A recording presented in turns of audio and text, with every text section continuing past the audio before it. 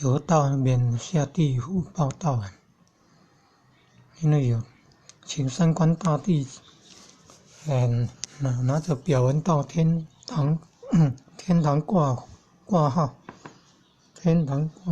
然后到地府除灭，把生死簿上的名字删掉。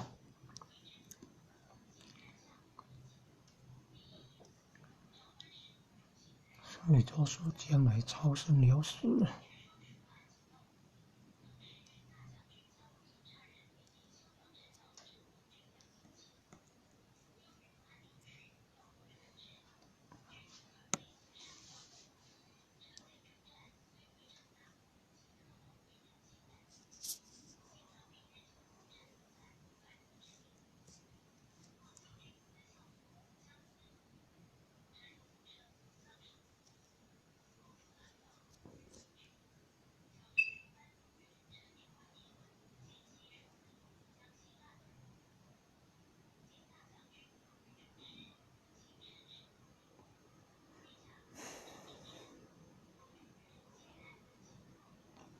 真正的善良就不能吃动物的肉了，认为自己是善良的人，竟然都还在吃动物的肉。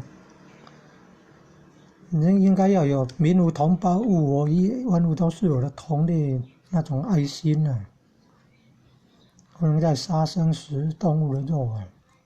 小朋友都知道，动物是人类的好朋友，不是食物啊，不是食物哦。要有赤子之心啊，不是自以为是的善良。